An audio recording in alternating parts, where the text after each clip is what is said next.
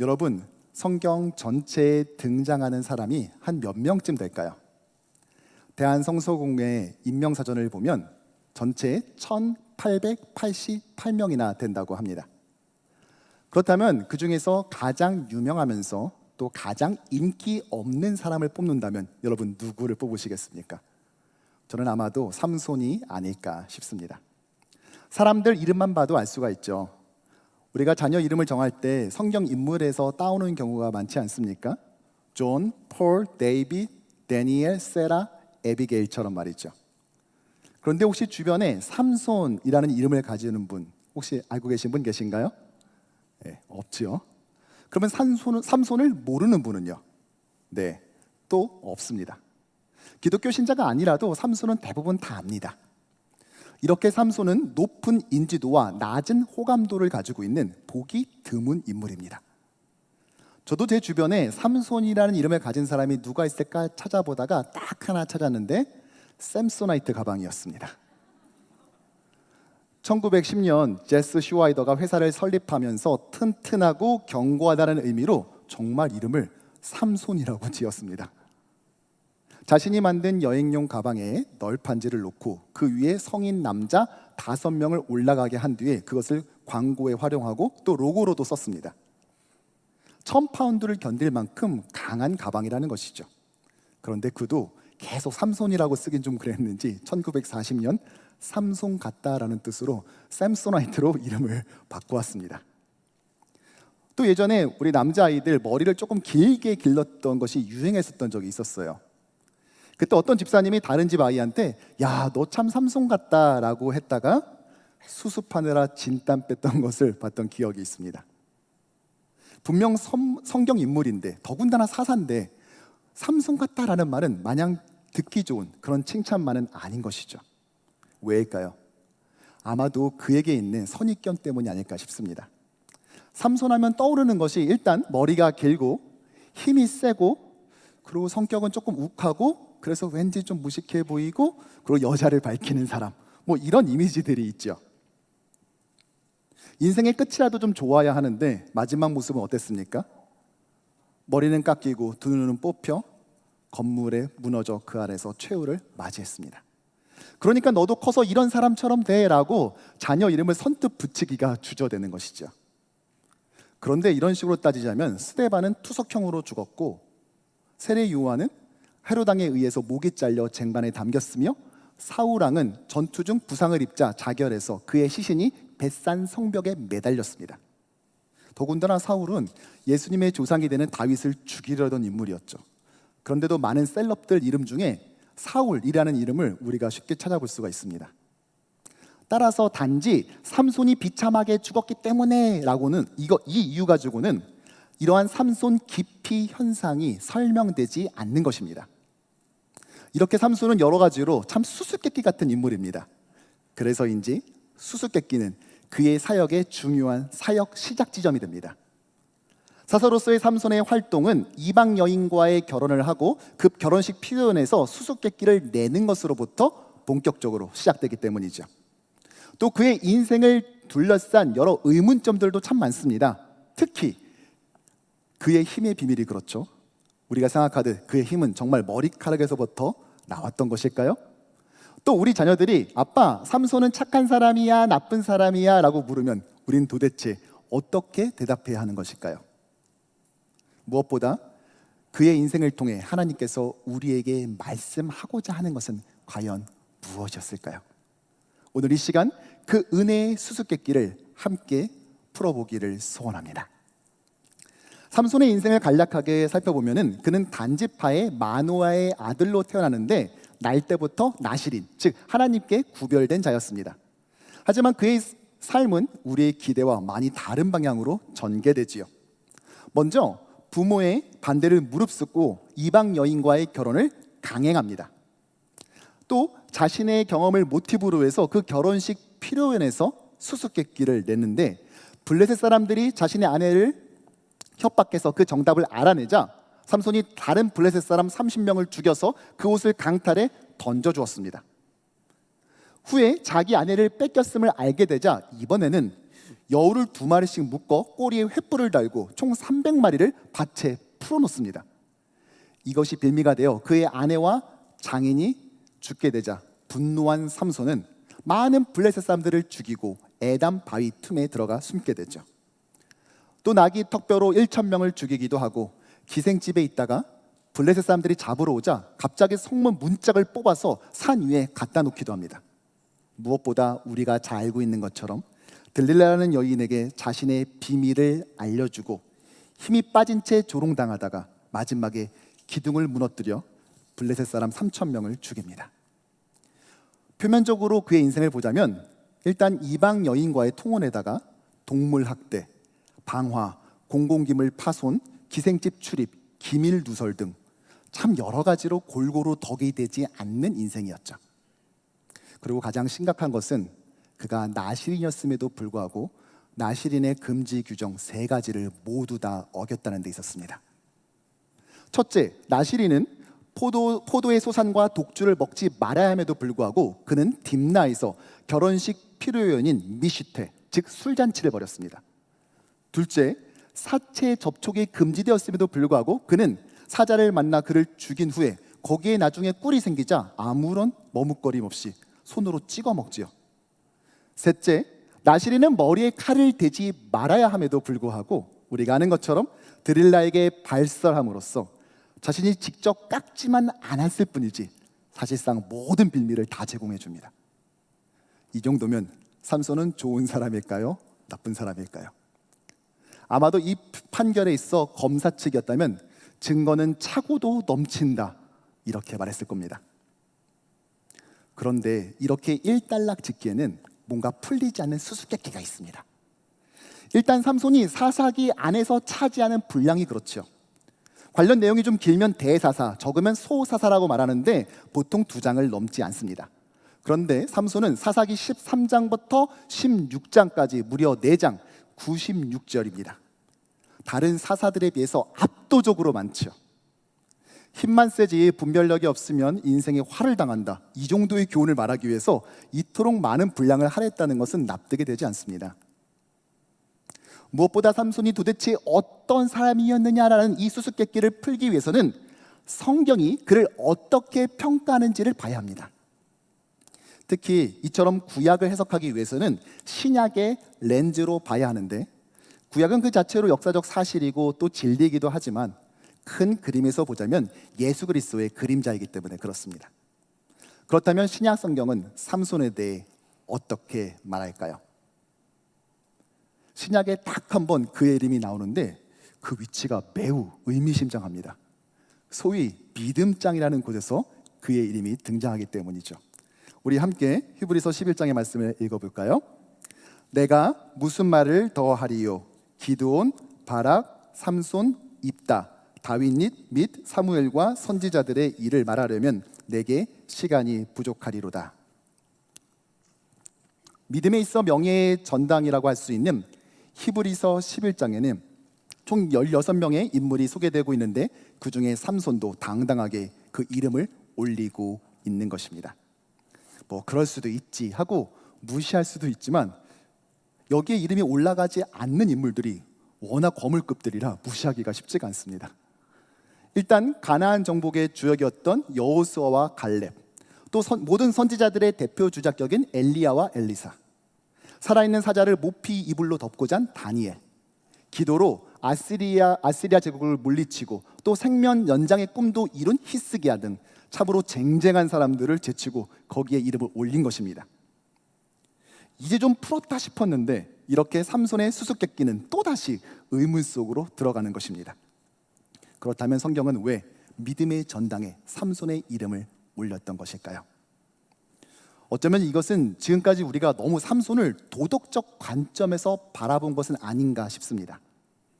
그 행실을 우리의 문화적 통념이나 윤리적 잣대로 본 것이지요. 하지만 이런 기준에서 보자면 성경에서 칭찬받을 수 있는 인물은 거의 없습니다. 모두 다 도덕적 흠결이 저마다 존재하기 때문입니다. 대신 우리는 성경이 구원의 책이라는 이 사실에 집중해야 합니다. 인간의 역사는 죄인 인간을 구원하기 위한 하나님의 구원사이고 성경은 이런 하나님의 구원 계획이 얼마나 치밀하고 쉼없이 진행됐는지를 담고 있는 구원의 책이라는 것이죠. 이러한 관점에서 삼손을 바라볼 때 우리는 왜 삼손을 믿음의 사람이라 평가하는지 그 수수께끼를 풀 수 있을 것입니다. 자, 그럼 이러한 성경적 관점을 가지고 다시 사사기로 들어가 보겠습니다. 우리가 블레셋을 무찌른 것은 애국적 행동이지, 아니 어떻게 이게 믿음의 행동이냐라고 할 수 있겠지만 사실은 그렇지 않습니다. 먼저 삼손의 사역의 시작을 보면 그는 길을 가다가 사자를 만나고 찢어 죽이죠.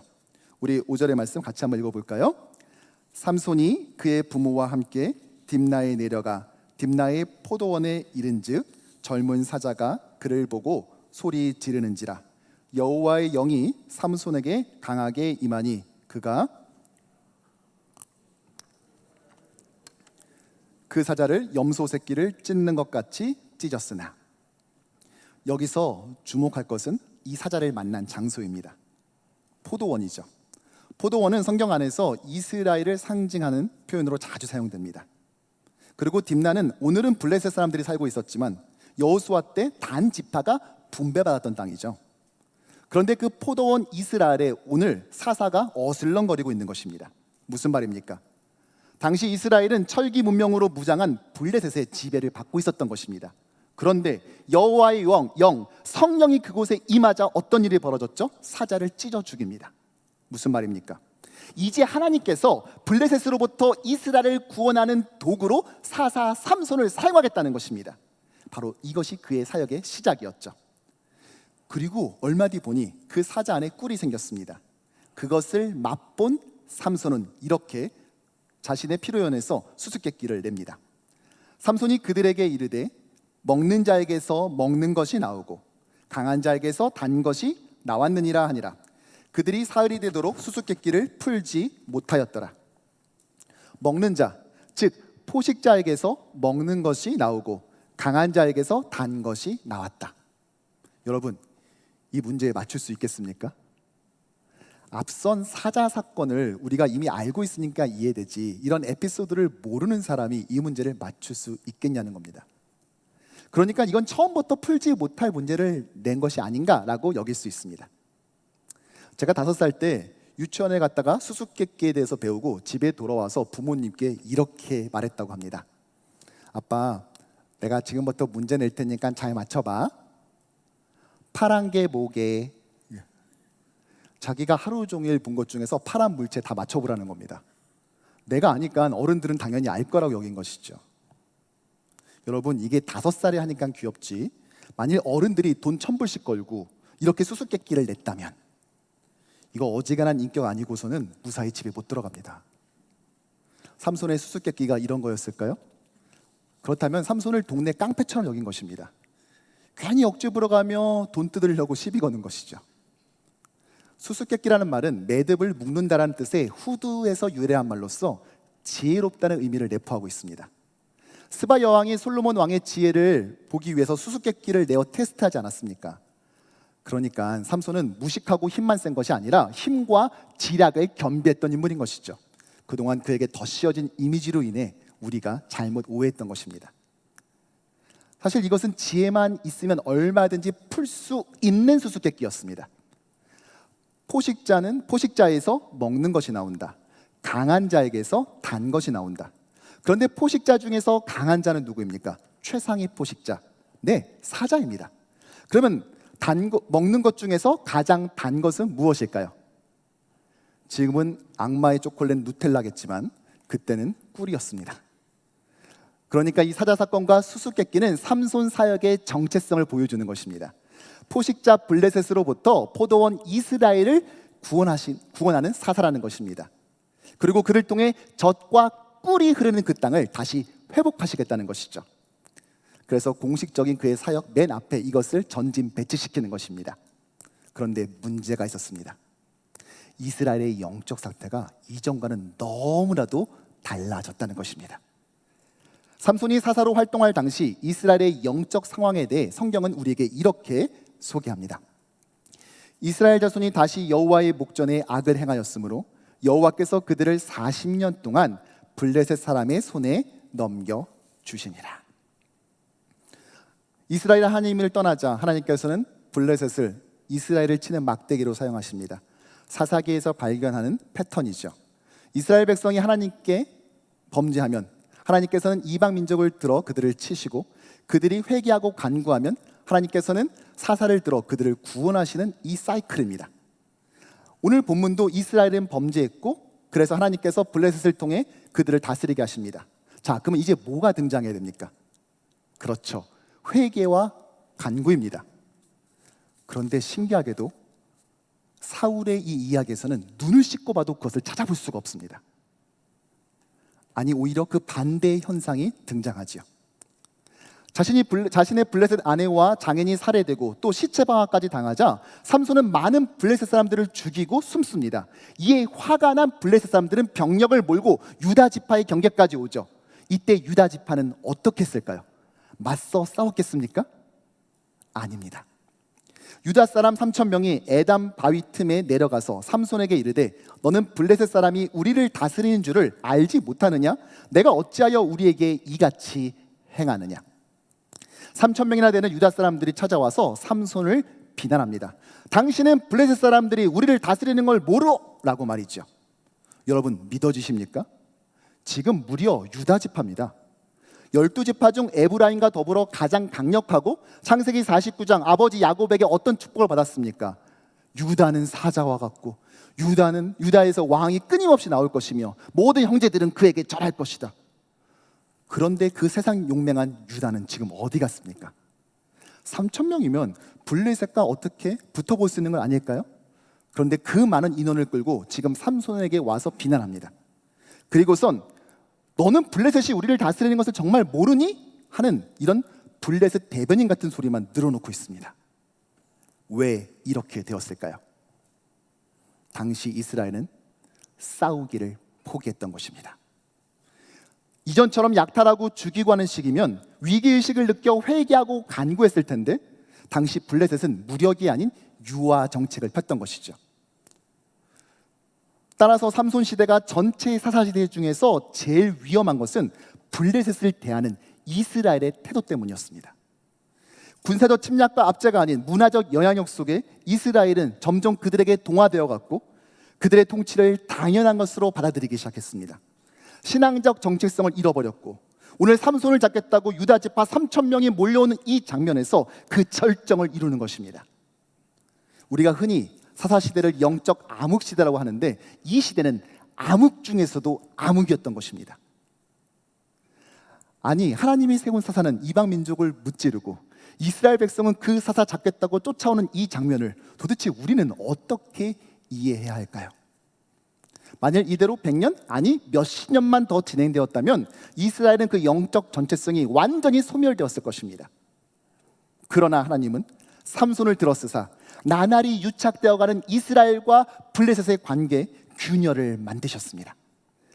그러니까 삼손은 동족의 지지 없이 외롭게 자신의 사명을 수행했고, 그가 블레셋을 무찌른 사건은 성경은 믿음의 행동이라고 평가하고 있는 것입니다. 삼손이 왜 믿음의 사람인지 이제 그 수수께끼가 좀 풀리셨습니까? 하지만 이것이 전부가 아닙니다. 삼손이 믿음의 전당에 올라간 또 다른 이유가 있었는데, 바로 그가 모든 믿음의 본체시자 믿음의 본이신 예수 그리스도를 예표하고 있기 때문입니다. 사사기 16장은 삼손의 인생을 요약한다고 보통 말을 하는데, 좀처럼 이해가 되지 않는 한 가지 사건으로 시작합니다. 우리 함께 읽어보죠. 삼손이 밤중까지 누워 있다가 그 밤중에 일어나 성 문짝들과 두 문설주와 문빗장을 빼어가지고 그것을 모두 어깨에 메고 헤브론 앞산 꼭대기로 가니라. 한밤중에 성문 한 개도 아니고 성문들을 싹 다 뜯어다 산으로 갔다가 옮겨놓습니다. 아니, 이게 무슨 자다가 봉창 두들기는 소리입니까? 아니, 블레셋 사람 무찌른 것도 아니고 또 문짝과 그 부속품 떼간 것도 웃기지만 그걸 또 성경에 기록하고 있다는 것 이상하지 않습니까? 하지만 이것은 매우 상징적 사건이었습니다. 당시 성문은 하루 종일 사람들이 오고 가는 곳으로 자연히 각종 상거래와 재판, 회의가 열리던 장소였죠. 예를 들어 어떤 사람이 성문에 앉았다라는 것은 그가 그 성의 유력 인사임을 나타냈습니다. 이러한 문화적 배경 속에서 성문을 취했다는 것은 곧 그 성 전체를 얻었다는 것이죠. 삼손은 이스라엘의 대적 블레셋의 성읍을 송두리째 뽑아버린 것입니다. 그것도 블레셋의 심장부라 할 수 있는 가사에 비수를 꽂은 것이죠. 놀라운 것은 이렇게 대적의 성문을 뽑는 사건이 성경에 이미 예고되어 있었다는 것입니다. 바로 창세기 22장입니다. 내가 내게 큰 복을 주고 내 씨가 크게 번성하여 하늘의 별과 같고 바다의 모래와 같게 하리니 내 씨가 그 대적의 성문을 차지하리라. 언제입니까? 아브라함이 독자 이삭을 바치려 했을 때 하나님께서 언약을 주시는 장면이죠. 여기서 내 씨는 누구입니까? 1차적으로는 이삭이지만 궁극적으로는 예수 그리스도입니다. 예수께서 오사 대적을 점령하신다는 것입니다. 바로 십자가와 부활을 통해 대적의 문을 뽑는 승리를 이룬다는 예고인 것이죠. 그러니까 삼손의 오늘 이 행동은 단지 충동적인 힘자랑이 아니라 아브라함 언약의 진행이자 예수 그리스도가 이루실 그 승리의 예고편이었던 것입니다. 그의 생애 전반을 봐도 그렇습니다. 삼손을 임신하게 될 것을 주의 사자가 나타나서 그의 어머니에게 알려주었듯 예수의 출생을 천사가 마리아와 요셉에게 알려주죠. 삼손이 딥나의 연인과 결혼하려 했을 때 그 부모가 이것이 하나님의 계획임을 알아채지 못했듯 예수께서 성전에 거하실 때 그의 부모는 그의 의도를 몰랐습니다. 삼손이 돈에 매수된 여인에 의해서 배반당했듯 예수는 은 30에 매수된 가룟 유다에 의해서 넘겨졌습니다. 삼손과 예수 모두 죽기 전에 고문당했고 죽고 난 다음에 미리 준비된 곳에 매장되었습니다. 하지만 삼손이 그리스도의 모습을 가장 선명하게, 가장 강렬하게 투영하고 있는 지점은 그 죽음의 영향력이었습니다. 블레셋 사람의 방백들이 이르되 우리의 신이 우리의 원수 삼손을 우리 손에 넘겨주었다 하고 다 모여 그들의 신 다곤에게 큰 제사를 드리고 즐거워하고 백성들도 삼손을 보았으므로 이르되 우리의 땅을 망쳐놓고 우리의 많은 사람을 죽인 원수를 우리의 신이 우리 손에 넘겨주었다 하고 자기들의 신을 찬양하며. 블레셋은 그들의 신 다곤을 위한 찬양을 부릅니다. 본문에 우리의 신, 그들의 신이라는 말이 반복되고 있는데 오늘 삼손을 잡은 것이 바로 다곤 신의 승리라는 것입니다. 예수님 역시 마찬가지였죠. 주께서 십자가에 달렸을 때 사탄은 자신이 승리했다, 하나님의 구원 계획은 실패했다 확신했을 것입니다. 하지만 그렇게 승리에 도취되었을 때 어떠한 일이 벌어졌습니까? 삼손이 이르되 블레셋 사람과 함께 죽기를 원하노라 하고 힘을 다하여 몸을 굽히매 그 집이 곧 무너져 그 안에 있는 모든 방백들과 온 백성에게 덮이니 삼손이 죽을 때 죽인 자가 살아있을 때 죽인 자보다 더욱 많았더라. 블레셋 사람 3,000명을 죽였습니다. 블레셋은 다섯 도시 연합국가인데 그 방백들이 모두 그 현장에서 사망해서 사실상 국가 마비 사태가 초래된 것이죠. 그래서 삼손의 죽음을 성경은 이렇게 평가합니다. 그는 살아있을 때보다 죽음으로 더 큰 일을 이루었다. 그렇다면 예수님은 어떻습니까? 한 사람이 순종하지 아니함으로 많은 사람이 죄인 된 것 같이 한 사람 예수 그리스도가 순종하심으로 많은 사람이 의인이 되었다. 예수님은 위대한 공생애를 사셨지만 그가 죽음으로써 더 큰 역사를 이루신 것입니다. 바로 하나님의 구원 계획을 완성하고 인류의 운명을 바꾸어 버린 것이죠. 이렇게 삼손은 장차 오실 진정한 사사이신 예수 그리스도를 준비한 자였습니다. 이제 수수께끼 같은 삼손의 삶의 고개가 끄덕여지십니까? 하지만 우리는 이러한 삼손의 삶을 이해하는 것에 멈춰서는 안 됩니다.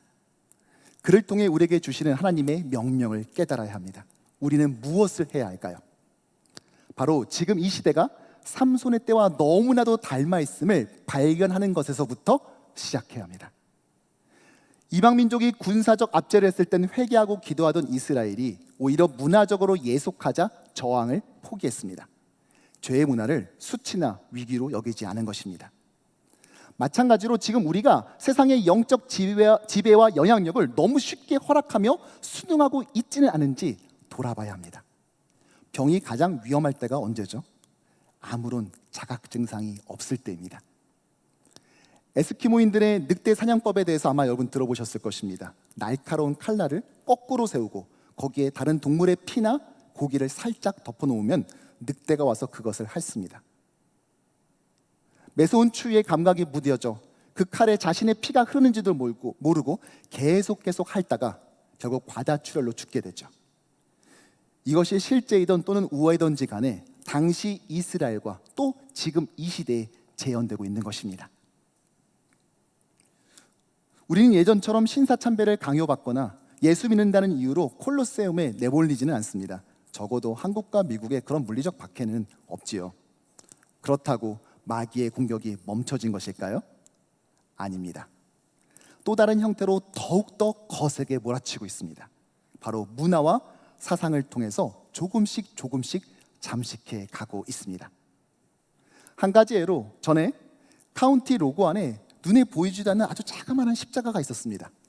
그런데 한 시민단체에서 소송을 걸어서 제거하게 되고 모든 인쇄물과 설치물을 교체해야 했죠. 이제는 그 작은 십자가조차도 용인하지 못하는 시대가 된 것입니다. 백화점에서 근무하는 한 집사님은 메리 크리스마스라는 문구를 사용하지 말라는 회사의 지침을 받고 준비했던 데코레이션을 모두 철수해야 했습니다. 아니, 이젠 고위공직자가 메리 크리스마스라고 인사하면 매우 용기 있는 행동으로 여기는 시대가 되지 않았습니까? 어쩌면 머지않아 이 VBS 신청서에도 보이, 걸, 그리고 아더를 쓰도록 강요받는 세상이 올지도 모른다는 이 두려움은 지나친 억측일까요? 신앙의 자유를 찾아 세워진 이 나라가 왜 이렇게 되었습니까? 그런 흐름을 그냥 받아들였기 때문입니다. 그러기에 누군가는 삼손처럼 균열을 만들고 그것은 거짓 진리를 강요하는 것이라 외쳐야 하지 않겠습니까?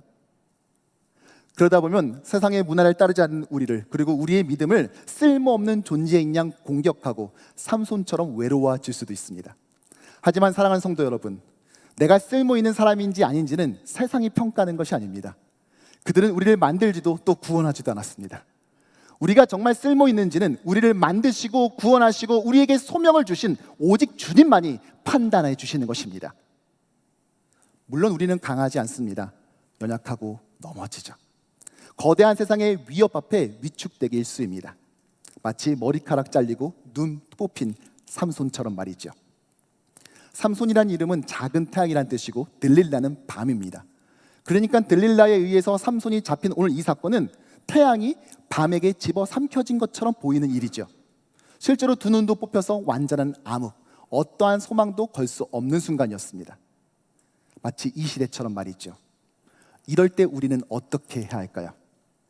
삼손처럼 우리 모두 다 한번 머리 한번 다 길러볼까요? 삼손의 힘이 마치 마법처럼 머리카락에 있다고 생각하지만 사실은 그렇지 않습니다. 삼손의 괴력이 나타날 때마다 성경에 등장하는 표현이 있는데요, 바로 여호와의 영이 삼손에게 강하게 임하니. 반면 삼손이 힘을 잃을 때는 언제였습니까? 들릴라가 이르되 삼손이여 블레셋 사람이 당신에게 들이닥쳤느니라 하니 삼손이 잠을 깨며 이르기를 내가 전과 같이 나가서 몸을 떨치리라 하였으나 여호와께서 이미 자기를 떠나신 줄을 깨닫지 못하였더라. 삼손은 여호와의 영, 성령이 임했을 때 힘을 가졌고 그가 떠나시자 힘을 잃어버렸습니다. 따라서 삼손의 힘은 머리카락이 아니라 하나님의 임재에 있었던 것입니다. 머리카락은 나실인으로 하나님께 속해 있음을 보여주는 하나의 상징인 것이죠. 따라서 삼손이 다시 힘을 얻을 방법도 딱 한 가지였습니다.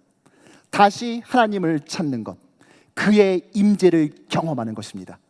그래서 그는 부르짖었죠.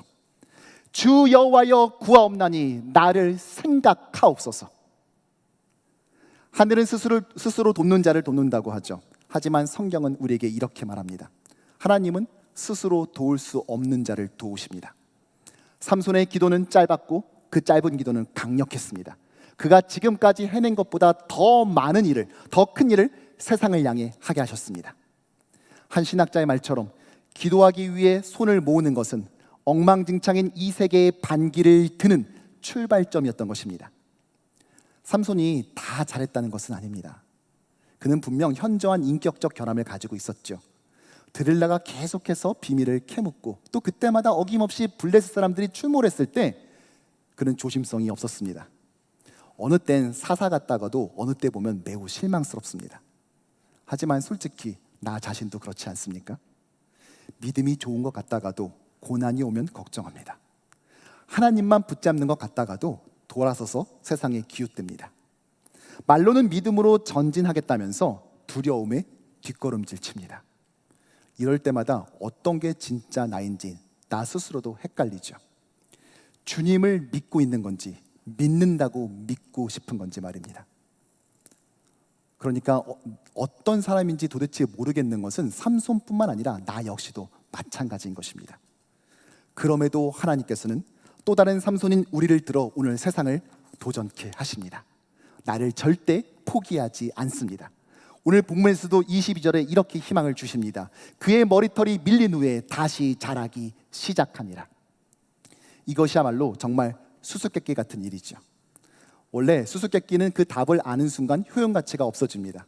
답을 불러주고 수학 문제를 풀라는 것 아닙니까? 하지만 하나님께서 실수투성이인 나를 여전히 포기하지 않으시며 나를 통해 이 땅의 구원을 이루어 가신다는 이 사실은 아무리 그 답을 알고 있어도 그 감동과 신비함이 사라지지가 않습니다. 그러기에 이 수수께끼는 푸는 것이 아니라 평생을 담아내야 하는 것입니다. 결국 삼손은 착한 사람이었는가라는 질문은 처음부터 잘못되었습니다. 삼손은 부족함에도 불구하고 사명을 받은 우리의 모습이면서 동시에 영적 암흑을 끝낼 진정한 구원자 예수를 기대하게 하는 인물입니다. 또한 실수와 한계에도 끝까지 우리를 사용하시고 힘주시는 하나님의 은혜의 공식을 보여주는 도구였습니다. 어떠세요? 이제 자녀 이름을 삼손으로 지어볼 용기가 조금 생기십니까? 말씀을 정리합니다. 삼손은 죽으면서 블레셋에 일격을 가했지만 그렇다고 사라진 것은 아닙니다. 그들은 계속 이스라엘을 괴롭혔고 초대왕 사울을 죽음으로 몰아넣었죠. 그래서 어떤 사람은 삼손의 인생은 실패다라고 말합니다. 하지만 그것은 삼손의 소명을 모르는 것입니다. 성경은 그의 역할에 대해 처음부터 이렇게 말했습니다. 그가 블레셋 사람의 손에서 이스라엘을 구원하기 시작하리라. 완성하리라가 아니라 시작하리라입니다. 즉 삼손은 블레셋 진멸의 종결자가 아니라 선발대였고 그의 소명은 끝맺는 것이 아니라 시작하는 것이었습니다. 따라서 그가 죽어가면서 블레셋 3천을 죽인 것은 비참한 최후가 아닌 그가 끝까지 자신의 소명을 감당했음을 보여주는 징표였던 것이죠. 호랑이는 죽어서 가죽을 남기고 삼손은 죽어서 이스라엘의 구원을 남겼습니다. 비록 그것이 완전한 구원이 아닐지라도 말이죠. 사실 믿음의 전당에 올라있는 다른 이들 역시 마찬가지입니다. 연약함이라는 렌즈를 통해 히브리서 11장을 보면 하나님이 도대체 왜 이들을 사용하셨는지 수수께끼입니다. 술주정뱅이 노아, 아내를 누이라고 속인 아브라함, 그런 아버지를 그대로 답습한 이삭, 형과 아비를 속인 야곱, 살인자 모세, 매춘부 라합, 간음과 살인교사를 저지른 다윗, 아들이 뇌물을 받고 판결해 자녀 교육에 실패한 사무엘까지 이들 모두는 오점을 가지고 있었습니다. 무슨 말입니까?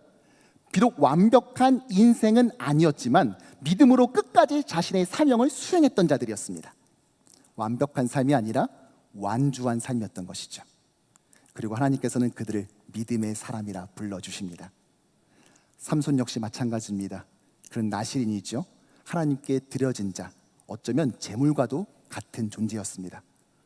그런데 그는 재물로 치자면 상한 재물, 그래서 드려질 수 없는 재물이었습니다. 그럼에도 하나님은 그를 받아주셨습니다. 마치 연약하고 부족함에도 우리에게 소명을 주시고 받아주시는 것처럼 말입니다. 이것이 바로 수수께끼 같은 우리 인생 가운데 임한 하나님의 은혜인 것입니다.